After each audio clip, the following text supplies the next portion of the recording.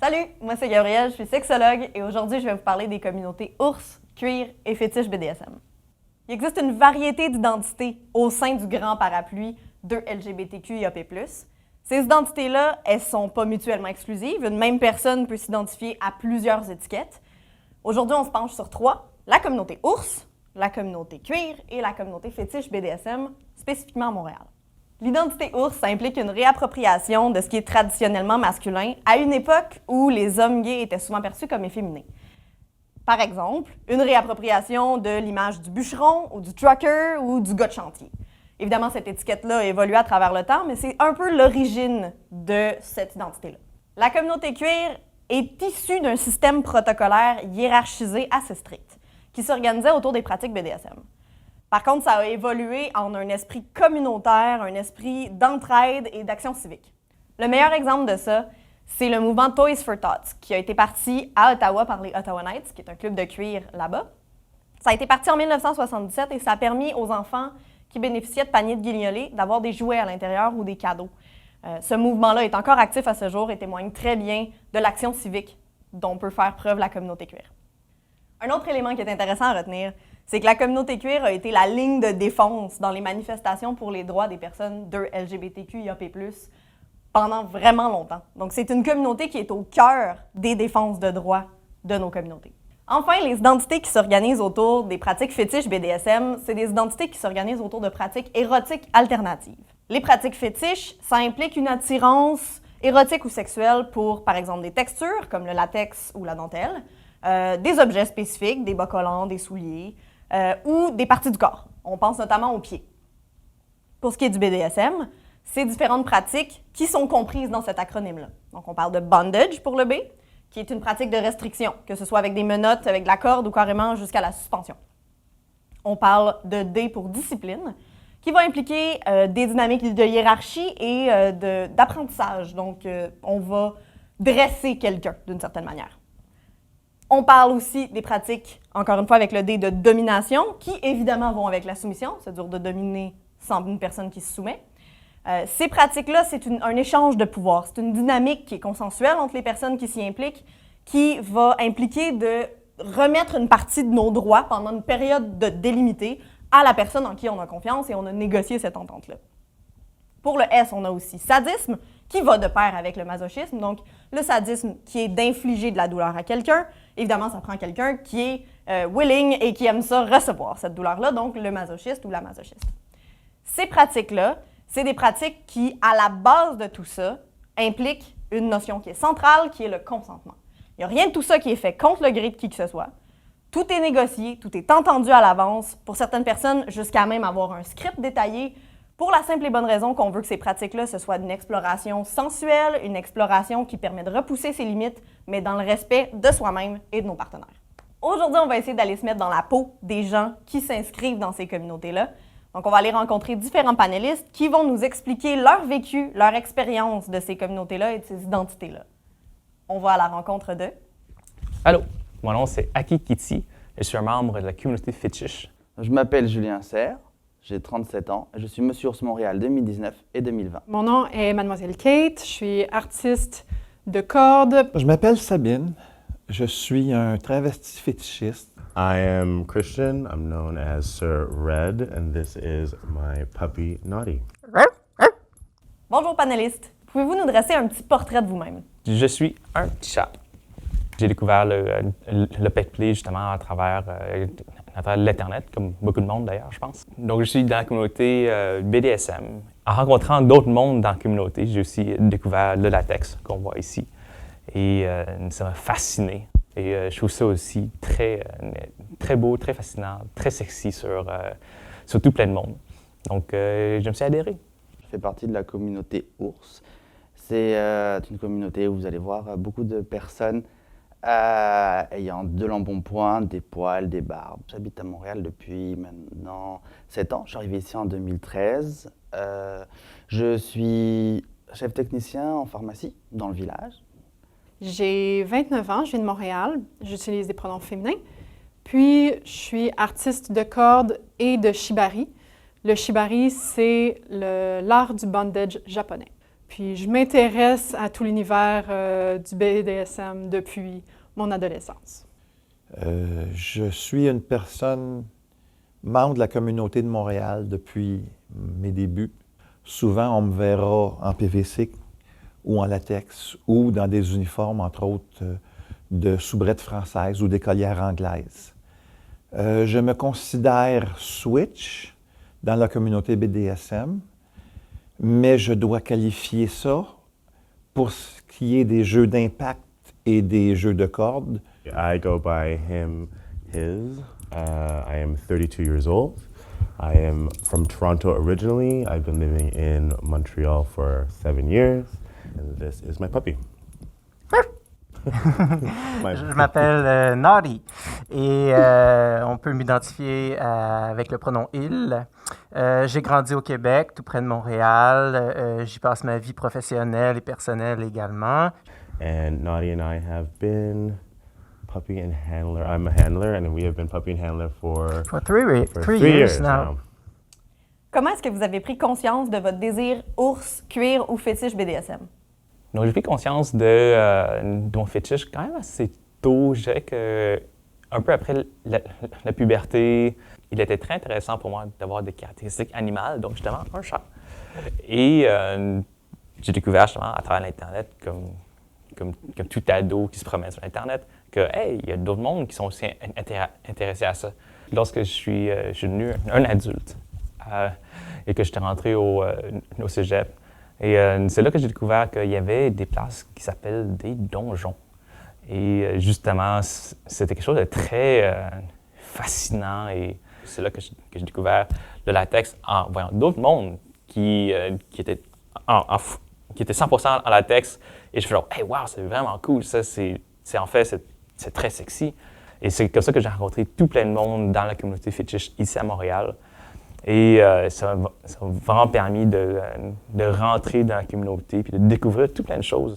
Ça, je l'ai pris, je pense qu'on est tout jeune. Quand on regarde quelles sont les affinités qu'on a à l'adolescence, tu commences à regarder un petit peu différents types de personnes. Puis moi, les personnes qui m'attiraient, c'était les messieurs qui étaient costauds, qui étaient barbus, qui étaient poilus. Donc là, je me suis dit, tiens, c'est peut-être quelque chose qui m'attire, mais venant d'une petite ville, la communauté, c'était pas forcément des choses qui existaient. Et puis avec le temps, avec l'âge, il y a eu Internet qui est arrivé. J'ai eu de la chance, j'avais 18 ans quand la collection est arrivée chez nous. Et j'ai trouvé des sites avec des hommes justement qui correspondaient à mes envies, à mes goûts. Et là, j'ai vraiment confirmé que ce que j'aimais là, c'était vraiment les ours. Au début, c'était pas nécessairement la corde en tant que telle, mais j'avais conscience de l'univers du BDSM fantastique. C'était plutôt un attrait vers un univers où il y avait des échanges de pouvoir. J'étais très attirée par un côté esthétique aussi, un côté de personnage, où je pouvais être quelqu'un d'autre que moi-même, puis vraiment me redéfinir. Puis, éventuellement, j'ai rencontré des gens qui faisaient, qui avaient des intérêts pour le BDSM, qui avaient des intérêts pour le bondage. Puis là, je me suis rendu compte que, oh my God, ça existe dans la vraie vie. Fait que je me suis mis en contact avec eux. Eux autres, c'était des gens qui venaient de Québec. Puis, ils m'ont mis en contact avec des gens à Montréal. Puis, à partir de là, j'ai commencé à explorer. Puis, j'ai été passionnée dès le début. C'est venu relativement jeune, comme bien d'autres. Comme tout jeune garçon, j'ai fouillé dans les tiroirs de ma mère. Ça a été pour le côté travestisme. Et je me souviens, étant encore très jeune, j'essayais de me glisser dans mon lit sans défaire les draps pour qu'ils soient le plus serrés contre moi. Fait qu'il y a certainement une notion de bondage dans ça. Mais l'élément déclencheur de mon acceptation totale de moi-même a été un accident de travail le 12 juillet 1996. Très sérieux accident je ne me sentais pas à l'aise avec la restriction, le carcan imposé.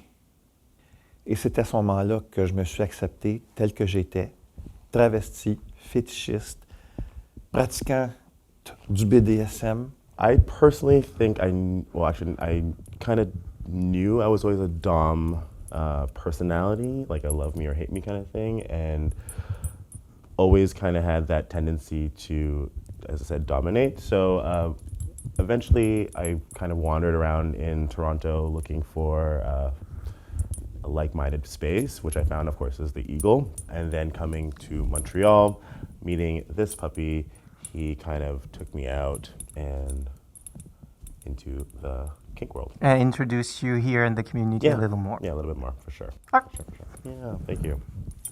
How about you, puppy? Le BDSM, ça arrive dans une partie de ta vie où souvent tu as déjà une certaine maturité sexuelle qui a déjà été bien travaillée, puis où tu as envie justement d'essayer d'expérimenter d'autres parties de ta sexualité dans des circonstances puis dans des environnements qui sont sécuritaires et inclusifs. Donc, moi, c'est comme ça que j'ai eu envie à un moment donné de m'approprier certaines pratiques BDSM. Qu'est-ce que ça représente pour vous? Pour moi, la communauté BDSM, c'est un groupe de personnes qui est très ouvert d'esprit et qui est fondamentalement basé sur la communication. C'est vraiment intéressant de parler, de socialiser avec des gens qui ont des intérêts différents et aussi que des intérêts que ce n'est pas nécessairement accepté et des intérêts que pour certaines personnes, c'est « Ah, on parle pas de ça, c'est quelque chose qu'on garde pour nous-mêmes. » Mais moi, je trouve ça malheureux parce que ça peut générer des discussions extrêmement fructifiantes et qui nous permettent d'évoluer en tant qu'humains.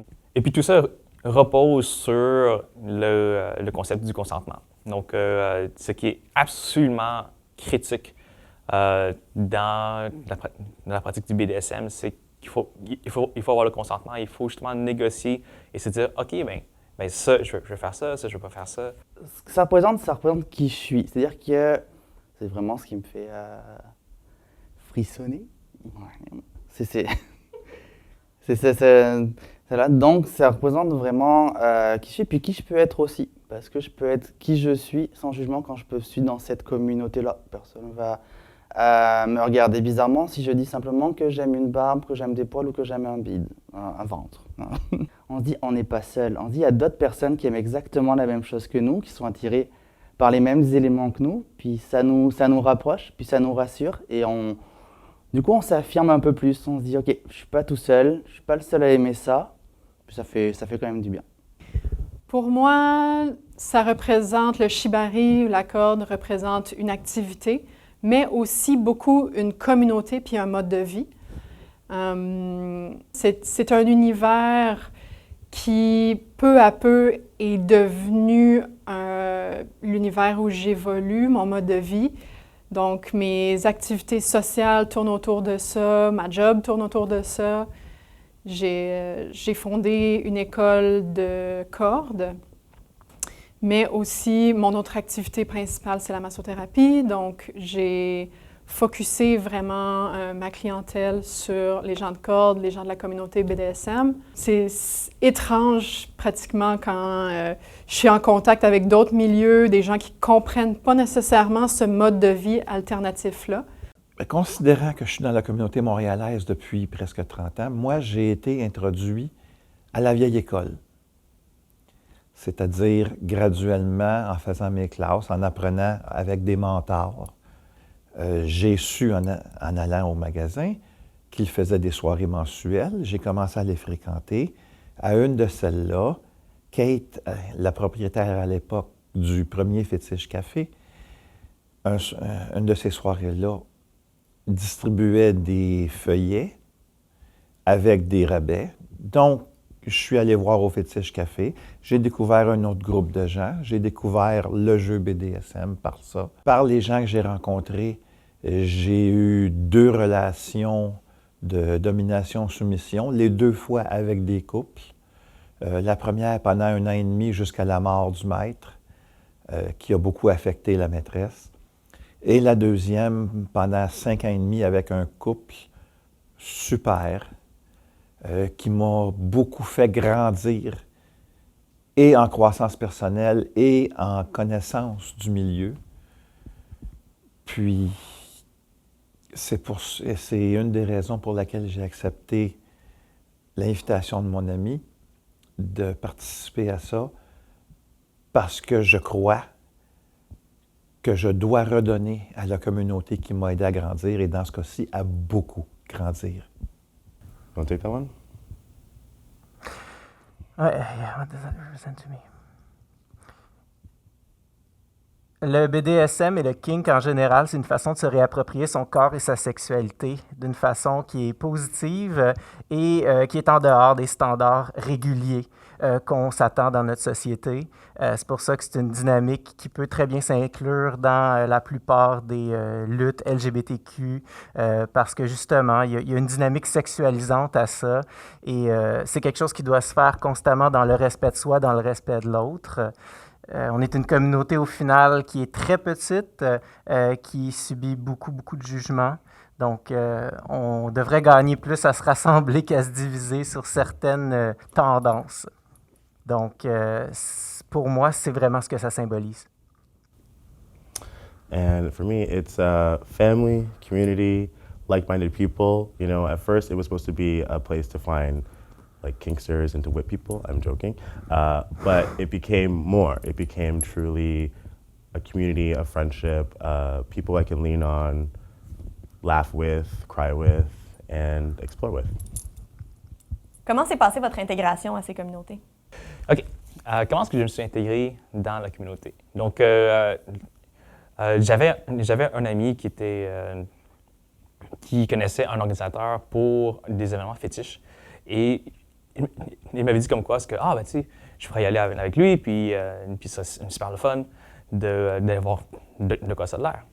Et la journée de l'événement, il me texte, il dit « finalement, je peux pas, j'ai un empêchement, mais tu peux y aller tout seul. » Puis je me suis dit « Jamais de la vie, je suis bien trop gêné, c'est bien trop effrayant, je connais personne, c'est de l'enfer. » Et là, finalement, après beaucoup de réflexion, je me suis dit, ben dans le pire des cas, j'irai, puis si j'aime pas ça, je quitterai. C'est pas la fin du monde. Et là, je suis allé à l'événement. J'ai jasé avec l'organisateur, j'ai jasé avec du monde, j'ai été introduit à plein de monde, c'était formidable. J'ai découvert tout plein d'autres fétiches. Et c'était honnêtement un environnement qui était très safe, qui était très ouvert, donc je me sentais pas... c'était pas aussi effrayant que je le pensais.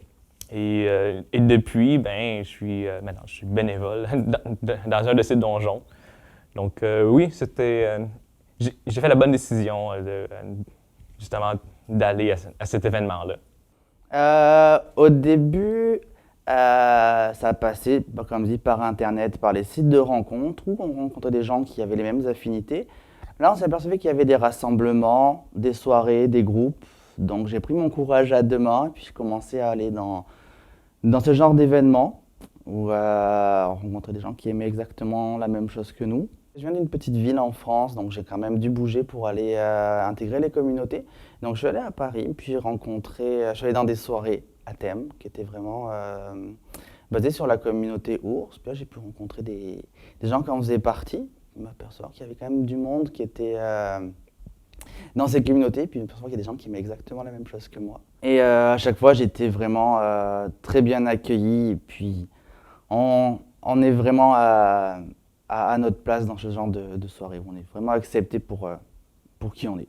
À Montréal, donc j'ai commencé, donc quand je suis arrivé ici, j'avais soit le choix entre voir la communauté française ou la communauté gay.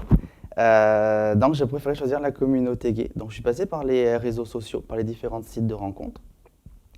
Et on a également la chance dans le village d'avoir la communauté hébert présente dans des établissements comme par exemple le STUD, qui est quand même un lieu de rassemblement pour cette communauté. Donc on est quand même passé par là au début pour rencontrer du monde. Donc c'était vraiment nos premiers pas dans la communauté à Montréal.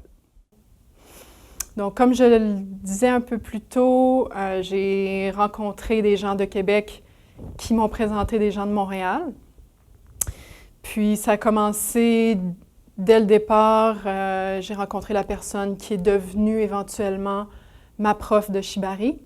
Dès que j'ai eu du temps, j'ai commencé à prendre les cours toutes les semaines. J'ai vraiment plongé dans cette activité-là qui m'a passionnée dès le départ. C'est pour ça que ça a été très rapide comme intégration. J'ai commencé à explorer un petit peu aussi les différents donjons. Mais, tu sais, une fois ou deux par année, là, j'y allais vraiment pas souvent au début. Je me suis rendu compte que justement, c'était peut-être pas ça qui m'attirait nécessairement.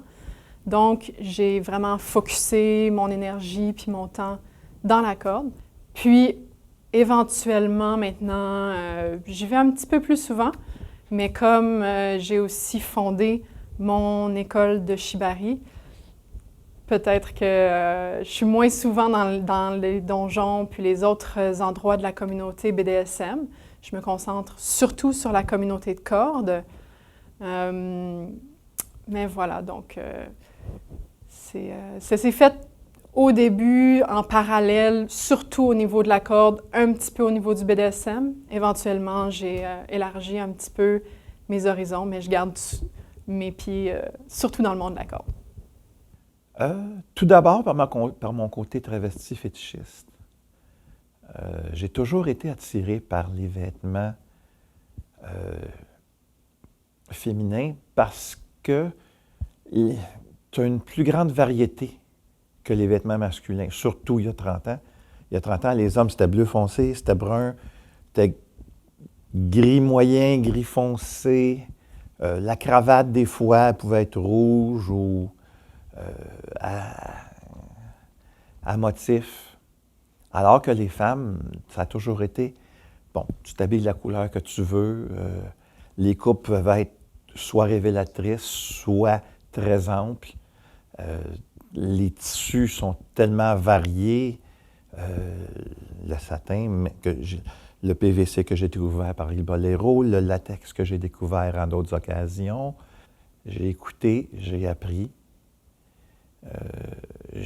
Par les mentors et les soirées auxquelles je participais, j'ai rencontré des gens. Mon cercle d'amis s'est élargi au fil du temps. Et le fétichisme par le fait même, étant donné les tissus concernés.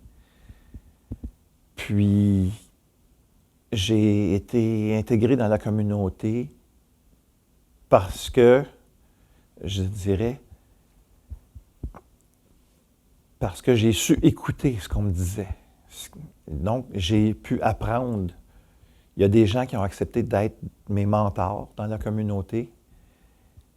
Et c'est comme ça que maintenant, je suis disponible pour les gens qui ont besoin d'aide dans la communauté. As I said before, he's the one who kind of like dragged me to things. At first, I would go out to the bar, but I kind of had difficulty finding the community I am a part of now. But then meeting Nadi, he kind of pulled me towards more of a like kink world or more BDSM world, and then I kind of grow into the community. You know, meeting Mr. and Mrs. Leather at the time, they were so inclusive, so warm that I felt like it was a second home. So it just became, you know, inclusive. How about you? C'est des pratiques qui sont incluses dans le milieu communautaire de façon très intense. On a souvent la dynamique des relations sexuelles ou des jeux sexuels dans cette communauté-là, mais ce qu'il faut comprendre, c'est que c'est une communauté qui est beaucoup plus large que ça. Il y a beaucoup de socialisation qui se fait. J'ai intégré la communauté lorsque j'ai rencontré quelqu'un qui était déjà très représentative, en fait. C'est une communauté qui est facile à appréhender lorsqu'on a un ami proche qui peut nous montrer puis nous guider un peu là-dedans, parce que ça peut être un peu impressionnant au premier abord. Donc, quand on parle d'une grande famille, c'est de ça dont on parle aussi. C'est des gens avec qui on va parler, avec lesquels on va sortir, avec lesquels on va s'amuser, avec lesquels on va pouvoir se costumer, s'amuser sans problème, mais pas nécessairement toujours avec des dynamiques sexualisantes. Depuis combien de temps vous faites partie de la communauté? Donc, pour moi, ça fait 8 ans que je fais partie de la communauté. Et puis ça, je dirais que c'était vraiment lié à ma première visite dans un donjon, puis justement rencontrer tout plein de monde dans la communauté Kinky. Je pense qu'on fait toujours partie de cette communauté, on est comme ça, mais en tant que personne active depuis ma participation au concours en 2019. Depuis que j'ai gagné le titre, je me suis vraiment affirmé dans cette communauté. J'en ai profité d'avoir une voix, parce qu'en ayant ce titre, finalement, on devient visible, puis on s'aperçoit qu'il y a des gens qui se confient, on s'aperçoit qu'il y a des gens qui nous donnent des retours par rapport à ça. Donc, j'en ai profité pour essayer de montrer un petit peu à différentes personnes qu'est-ce qu'était la communauté ours. J'ai rencontré des gens en faisant par exemple des émissions de radio. J'arrivais avec ma sage de Monsieur Ours, puis tout le monde me demandait qu'est-ce que c'est. Donc je devais essayer d'expliquer la communauté et je me suis aperçu que les gens étaient vraiment intéressés, vraiment curieux. Quand je leur expliquais un petit peu le fond de qu'est-ce qu'était la communauté, ils trouvaient ça bien. Donc je pense que j'ai quand même réussi à nous représenter à travers les gens qui ne connaissent pas forcément qu'est-ce que la communauté ours. Je suis membre actif de la communauté de corde depuis environ 5 ans, puis de la communauté BDSM en général depuis peut-être 3 ans. Puis sinon, comme j'ai dit plus tôt, j'ai un intérêt pour ça depuis mon adolescence. Presque 30 ans. Presque 30 ans, l'accident est survenu il y a déjà 24 ans. J'avais commencé à m'intéresser à la communauté un peu avant, mais c'est vraiment l'accident qui a déclenché mon acceptation totale de moi-même. Disons qu'à l'époque, mon corps me causait moins de soucis que maintenant, et j'étais capable de veiller plus tard, mais je fais toujours des efforts pour être avec mes amis de la communauté. Ça en vaut la peine. 3 years. Again, this one, in Montreal. Before that, it was probably in sort of my 20s, but in Montreal, 3 years going strong, and hopefully many more. And I believe it's been a lot longer for this one. Not that long. No. It's since 2015, so let's say 5 years. So I got 2 years before you, yeah. and then I met you. Oh, yeah. And I stayed with you for the other 3 years. Yes. Really happy to have this beautiful handler with me.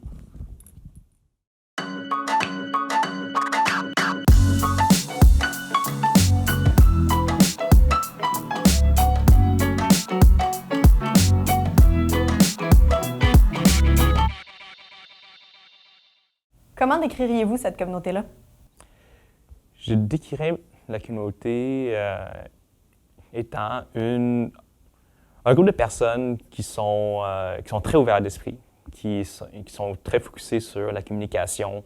Donc, justement dû au fait que dans la pratique BDSM, il est extrêmement important de partager ses limites entre ses partenaires, puis de jaser justement de c'est quoi les attentes, c'est quoi qu'on veut faire, c'est quoi qu'on veut pas faire.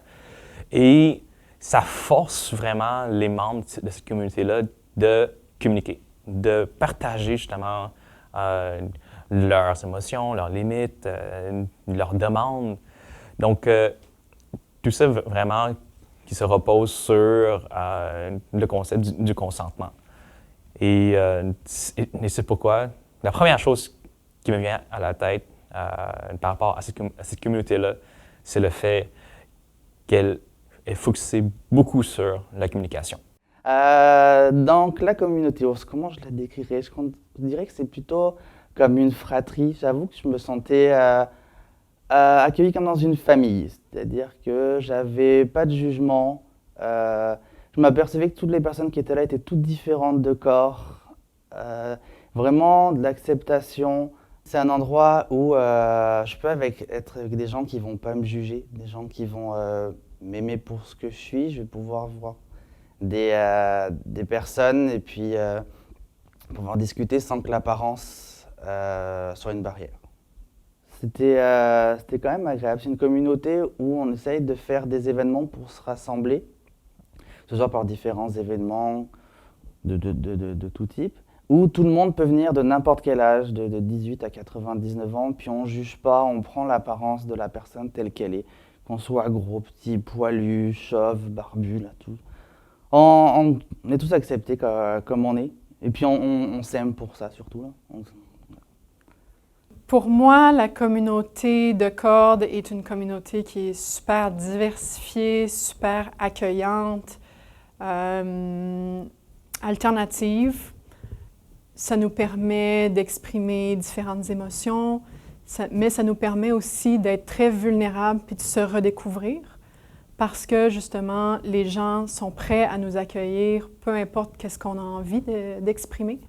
À Montréal, je crois qu'on a une communauté qui est très queer aussi. Peu à peu, avec les années, peut-être au début, c'était surtout des hommes qui étaient en position dominante avec des femmes en position soumise, très, très stéréotypées. C'était quelque chose qui ne me correspondait pas vraiment.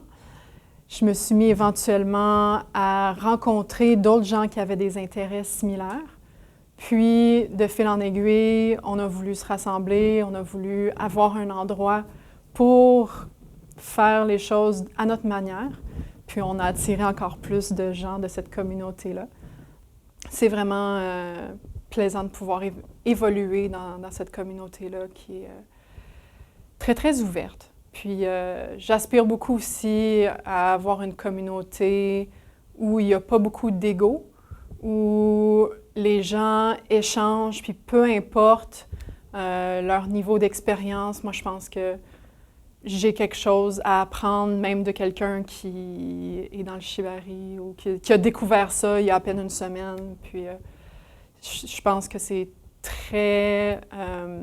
que ça a une très grande valeur d'échanger justement avec des gens, peu importe leur background.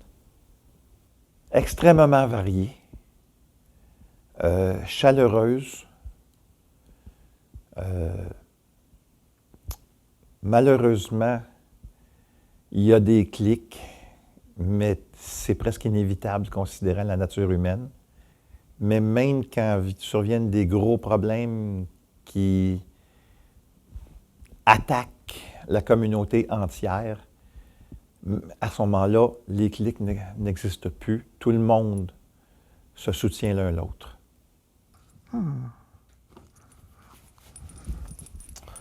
I would describe my community or our community as family. There is ups, downs, good, bad. You know, of course, there is people who are, we're all like-minded, but we all have our own vision for our community. So there are times where it feels like we want to get things done and nothing can happen. But in the same breath, we uplift each other, we find ways of meeting each other. Even during this pandemic, we have had ways of meeting each other, feeling the community even more. So it's been a support system, especially during this period. It's been a yin and yang. It's good and it could be better. Does that make sense? That makes sense, yeah. What should I add? La communauté BDSM, pour moi, c'est une communauté qui est diversifiée par définition. On l'associe souvent à une communauté LGBTQ, mais en fait, il y a des straights parmi nous, il y a des hommes, des femmes, des personnes de toute orientation sexuelle. C'est difficile de parler de la communauté BDSM parce qu'il y a plein de différentes préférences, plein de différentes pratiques à l'intérieur de cette communauté-là, puis des philosophies différentes qui sont sous-tendues à ça. Il y en a qui le font vraiment, c'est ça, pour le plaisir du look. Il y en a qui le font plus vraiment pour la pratique sexuelle. Il y en a qui le font plus pour socialiser.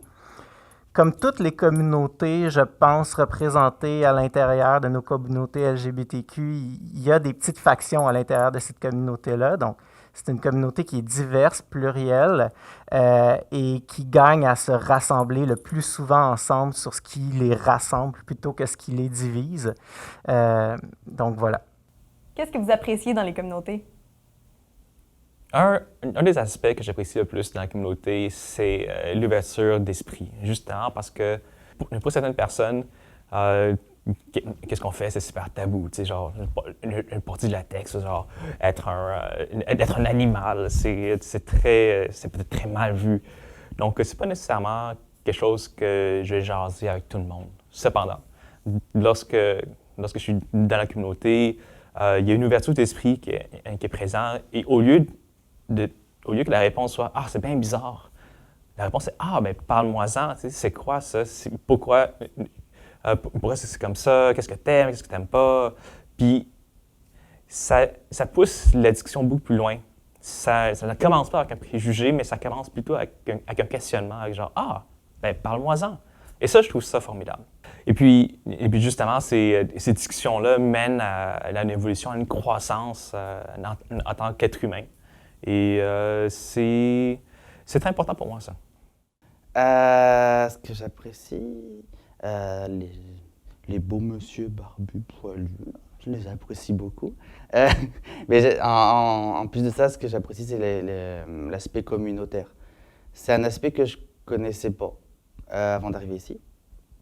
C'est-à-dire que n'importe qui peut arriver à avoir du surpoids, avoir du poil qui dépasse de la chemise. C'est pas grave, on s'aime tous comme ça. Et puis au contraire, nous, ça devient même des attributs de beauté. On va même les mettre en valeur. C'était un bon révélateur où j'ai pu être qui j'étais moi-même. Au lieu de me renfermer sur moi-même dans ces communautés-là, j'ai pu prendre l'élection d'ouvrir mes épaules pour être vraiment qui je suis. J'apprécie justement cette diversité-là, puis cette inclusion-là. Le fait que tu peux vraiment te définir avec ce que tu as envie d'être, puis que les gens t'accueillent beaucoup. Peu à peu, avec le temps, je suis devenue super amie avec toutes les autres personnes de la communauté. L'ouverture d'esprit et l'accueil surtout. L'acceptation d'une personne telle qu'elle est. Bon, c'est pas universel évidemment, mais j'ai rarement vu quelqu'un être rejeté pour sa manière d'être. J'ai vu des personnes être ostracisées à cause des actions qu'elles avaient posées, qui allaient vraiment à l'encontre du bien des autres. Mais pour le fait d'être soi-même, j'ai jamais vu personne de rejeté. I'll let you go first. Inclusive. Yeah. Yeah, okay. I mean, Well. it sounds a little cliche, but yeah, it really is our second home. It's our second family. You learn to not only love these people or love these communities, but you learn to appreciate them because they keep you going, right? And we're fighting a lot of adversity from Sure. people, from general public, and, Yeah. and from prejudgmental thinkings about we have us. that in common. So then we Yeah. kind of like use that to uplift each other and thrive. Yeah. I'm lucky. Selon vous, quels sont les préjugés qu'on associe à votre communauté? Je dirais que les préjugés sont principalement en lien avec les lieux de rassemblement. Donc, entre autres, les donjons. Donc, lorsque moi je dis donjon, beaucoup de monde vont penser « Ah, un donjon pour le sexe ». Mais c'est pas ça. Le monde vont pas dans les donjons pour avoir des relations sexuelles. Ils peuvent avoir ça chez eux. Et honnêtement, beaucoup de monde aimerait mieux avoir ça chez eux. C'est un moment intime et c'est pas... on n'a pas besoin d'être au donjon pour faire ça. Un donjon, en fait, c'est une place pour socialiser. C'est une place où il y a des outils, des stations, qui a de l'espace, il n'y a pas de voisins. Donc, ça permet au monde de pratiquer leur fétiche ou leur BDSM. Exemple, du monde en latex, c'est bien beau. Oui, je peux porter ça chez moi, mais c'est encore plus le fun si je peux porter ça puis rencontrer quelqu'un d'autre qui est aussi en latex. Et ça permet justement d'avoir des discussions puis de montrer, ah ben tu sais, ça c'était fait par tel artiste, ça j'ai acheté là, j'ai fait ci, j'ai fait une telle modification. Et ça, c'est quelque chose qu'on n'aurait pas dans, je dirais, qu'on n'aurait pas dans la vie de tous les jours. Les préjugés, ça va être d'où d'abord notre apparence, là. C'est-à-dire que nous, on va nous voir et puis on va nous juger sur ce qu'on est avant même de savoir qui on est à l'intérieur, là. Ça va être, ok, là, c'est gros monsieur, là. Ils ne sont pas intéressants, là. Vraiment, on va rester focalisé sur, on voit un gros monsieur, là, en général barbu, la plupart des temps, crâne rasé, là, c'est fait bon. Ça donne pas forcément le goût d'aller voir une personne en jugeant justement sur son physique. On n'est pas forcément attrayant pour ce que veut la société actuellement, donc on n'est pas forcément intéressant. Alors que c'est pas vrai du tout. Je pense que la beauté, elle est intérieure. Et donc il faut venir quand même nous voir là. Moi, la beauté, pour moi, ce sont des gros hommes poilus. Donc après, chacun a ses standards. Mais ça, c'est les miens.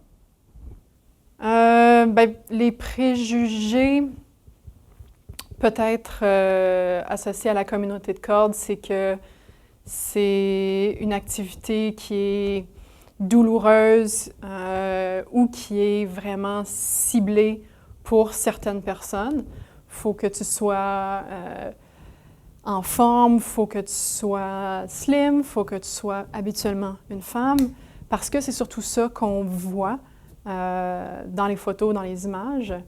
Et il faut que tu sois hyper flexible et que tu aies envie de faire des suspensions, des grosses acrobaties, alors que pas du tout, là, on n'est pas au Cirque du Soleil. Les cordes, c'est un outil qui est adaptable, un outil qui est malléable. Donc, on peut vraiment jouer avec ça, peu importe qui on a en avant de nous.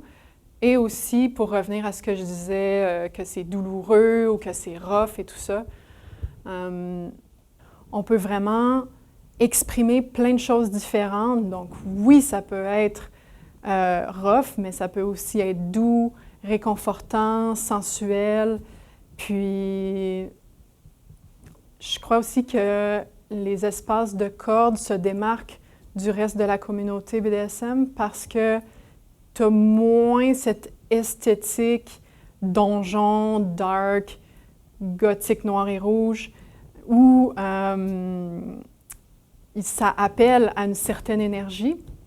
On essaye vraiment d'avoir un lieu qui est calme et qui est neutre. Donc, ça permet aux gens d'explorer diverses facettes de leur expression. Premièrement, pour le travestisme, un préjugé courant, c'est que « oh, c'est une phase, ça va passer ». Yeah, right. Pas pantoute. Point de vue fétichisme, c'est quoi que ça t'amène, ça, de porter ça? Si tu n'as pas l'intérêt, c'est difficile à comprendre. Si tu veux, je peux te donner l'occasion d'essayer. À ce moment-là, tu pourras te faire une idée. Point de vue BDSM, ça a toujours été, depuis l'époque du marquis de Sade, le préjugé le plus courant, c'est de la violence. C'est pas de la violence. Au contraire, il y a des actions violentes, oui, mais les coups, les marques, servent à accomplir le relâchement d'endorphines et autres hormones naturelles dans le corps humain, dans le but de provoquer du plaisir chez la personne qui le reçoit. Et pour la plupart des personnes dominantes ou top que je connais, si ce n'est pas toutes, le fait de provoquer du plaisir à l'autre leur donne du plaisir. Well, first, I guess, we're not all sick, twisted MFs, We have, yes, I like some pain, and I like to dominate people, and I like to take my human puppy for walks, but beyond that, I have friends, family, a job. We go out for dinners often. We do things beyond just, even though we are handler and puppy, there is something beyond just the mask and the chains and the leather. Arr. Oh, right. And people have to remember that. La communauté BDSM est souvent targuée dans la lignée de ce qu'on vit actuellement avec les dénonciations d'actes puis de comportements sexuels inacceptables dans la société, surtout dirigés envers les femmes. C'est assez facile pour certains de vouloir faire un rapprochement avec les pratiques BDSM parce que ce sont des pratiques qui peuvent impliquer des jeux de domination et de soumission. Il faut comprendre que ce sont des pratiques qui sont encadrées par énormément de consentement et de sécurité. Il y a des mots de sécurité, il y a des gens qui surveillent, il y a des discussions qui se font avant, après. Au final, on est votre pharmacien, on est un papa de famille qui est aimant, on est la personne qui vous sert à l'épicerie du coin, on est un dentiste, un chirurgien, un banquier. On fait partie de la communauté. Ce qu'on fait au sein de ces différentes pratiques-là ne sont pas dangereuses ni pour vos relations interpersonnelles avec nous en tant qu'individus, et même pas quand vous nous voyez dans l'espace public comme ça. Nous ne sommes pas des menaces. I was going to say, very well said, Puppy. Oh my God. Parlez-moi de votre plus beau souvenir au sein de la communauté. Je dirais que mon plus beau souvenir, c'est lorsque j'ai rencontré mon chum. Donc, c'était dans un événement Puppy Play. C'est un puppy. Et moi, étant un chat, j'aime bien ça, aller taquiner les chiens, évidemment. Mais justement, parce qu'on est dans un contexte de pet play et que je suis un chat et que lui, c'est un puppy, genre, je pourrais juste aller lui dire miaou. Ça fitterait dans le personnage. Et justement, je suis allé lui dire miaou. Il m'a fait un ouf, il a grogné un peu, on s'est taquiné, on s'est câliné. Aucun de nous deux a dû s'expliquer sur qu'est-ce qu'il faut qu'on fasse. C'était vraiment juste, on a joué nos personnages et la connexion était là directement. Et c'est des interactions comme ça que je trouve incroyables et mémorables dans la communauté. Le concours, vraiment, c'était... j'en reparle. C'était quelque chose qui... J'y suis allé pour faire un défi personnel, un défi de moi-même. Après ce concours-là, j'ai vraiment pris conscience de la communauté, de qu'est-ce qu'était la communauté, les gens qui étaient derrière, qui avaient du monde. J'ai eu beaucoup de retours positifs par rapport à ça. J'ai eu énormément de soutien, plein de beaux messages, de témoignages par rapport à ça. J'ai aperçu qu'il y a des gens qui pensaient être seuls à être dans ce cas-là. Finalement, non, et faisaient aussi partie de cette communauté, mais n'osaient pas. Je n'ai pas nécessairement un souvenir en particulier, mais je dirais que l'accueil qu'on reçoit, puis ça, c'est pas unique à la communauté de Montréal. J'ai voyagé puis j'ai découvert d'autres communautés. Cet accueil-là que j'ai reçu, la possibilité de rencontrer des gens, puis peu importe, on ne s'est jamais parlé, mais on a une passion en commun. Donc, tout de suite, on est intégré, on est accueilli, puis de pouvoir élargir justement cet esprit de communauté, cet esprit de famille dans d'autres villes à travers le globe. Puis le monde est content de te voir, puis c'est vraiment super. Toronto, le party du 10e anniversaire des soirées du magasin Northbound Leather. Il est un peu passé minuit. Mon copain et moi, on décide de, bon, se fait-tu une bonne session? Oui. La session commence. Ça ne m'est pas arrivé souvent, mais cette fois-là, j'ai vécu ce qu'on appelle la descente en subspace. C'est-à-dire que tu perds toute notion de ce qu'il y a autour de toi. Pour moi, la session a duré, une demi-heure. En réalité, elle a duré presque 2 heures. Et comme un des murs était une grande verrière, la soirée se tenait au mois de novembre, la température commençait à baisser. C'est ce qui m'a ramené à mes esprits. Mon copain, voyant ça, diminue, finit par arrêter, me place sur le sofa, sort la couverte, oh, qu'elle faisait du bien. En revenant à moi, j'ai réalisé que on était tous les deux au rythme de la musique. Mon derrière se balançait, mais le martinet arrivait au moment où mon derrière était là, je balançais, le martinet était là. On était vraiment synchrone entre nous et avec la musique. Ça a été une expérience que j'ai rarement revécue par la suite.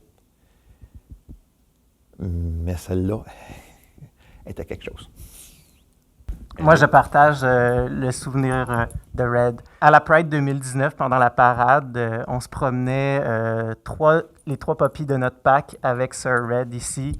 On jouait avec la foule, puis soudainement, il y a une petite fille qui est venue de façon complètement automatique vers nous, fascinée par ce qu'elle voyait. Elle s'est vraiment approchée de nous trois qui étions à quatre pattes, puis elle est venue nous flatter comme si on était des vrais petits animaux, je sais pas quoi.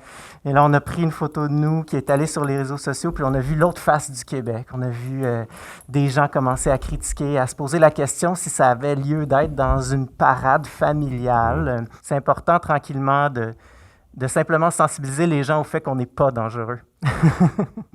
And the second one would be Mr. and Mrs. Leather, former Mr. and Mrs. Leather. 3 years ago, they were extremely warm, kind.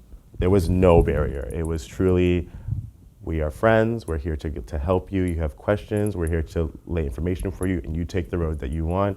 And I can say I'm a better Kingster, I'm a better handler, I'm a better person because of those two amazing memories. Si vous aviez un seul message à envoyer au monde entier à propos de votre communauté, qu'est-ce que ce serait? Mon message au monde entier, et j'ai plus spécifiquement les nouveaux, les personnes qui sont curieux du monde BDSM, il y a tout plein d'événements pour ça.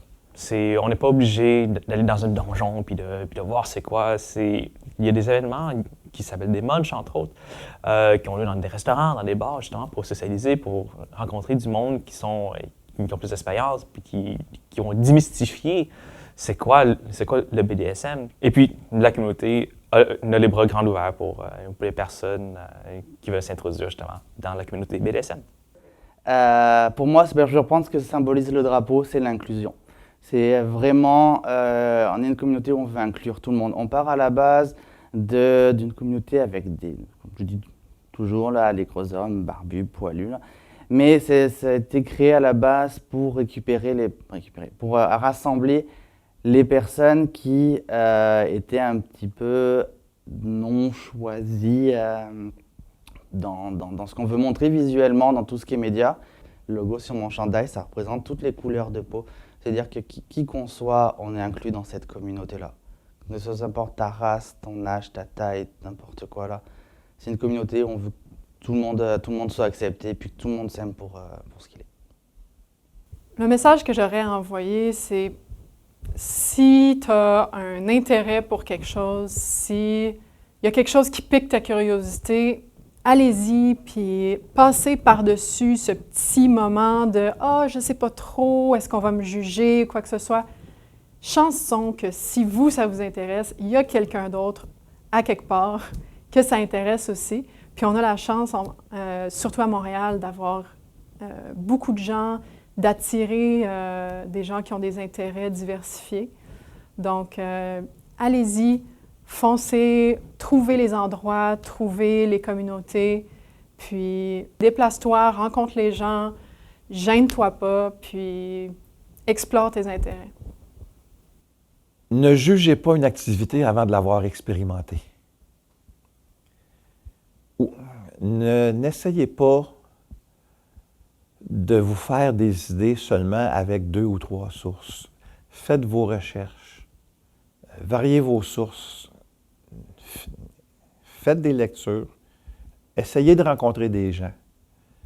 Je sais qu'il y a plein de gens dans la communauté qui seraient prêts à aller prendre un café ou un thé ou un chocolat chaud, peu importe, avec vous pour discuter si vous posez vraiment des questions de manière honnête. Moi, la première. L'information est de plus en plus facile à rejoindre si on se donne la peine d'avoir un esprit ouvert et de chercher. I mean, I think, again, it's just that we are everywhere. We are everyone, you know. A teacher, you know, and I have sisters and brothers and I teach children, you know, and truly within our community, like, we are just people who enjoy each other and love each other and want the best for each other. Si le grand public a à juger quelqu'un, c'est peut-être mieux que tu juges quelqu'un avec un masque de chien sur la tête que juger mes frères et sœurs qui sont trans ou mes frères et sœurs qui sont intersexes. Je préfère que tu me juges moi quand je vais dans l'espace public puis que tu me dis que je suis indécent, que tu dises à ces personnes-là qu'elles n'ont pas le droit de vivre. En guise de mot de la fin, j'ai envie d'attirer votre attention sur le vocabulaire que les panélistes ont utilisé. Vous avez peut-être remarqué des mots comme jeu, partenaire, rôle, jouet ou scène. Ces mots-là, ils sont là pour rappeler un message clé au sein de la communauté et c'est le plaisir. Les pratiques qui sont là, elles sont peut-être un peu hors normes et le but, c'est simplement d'explorer des nouvelles sensations ou des nouvelles dynamiques puis de changer un peu le quotidien. Donc, c'est là pour avoir du fun. J'espère que ça a piqué votre curiosité. Je remercie du fond du cœur les panélistes qui nous ont livré des petits bouts d'eux-mêmes et je vous souhaite une bonne exploration de votre côté.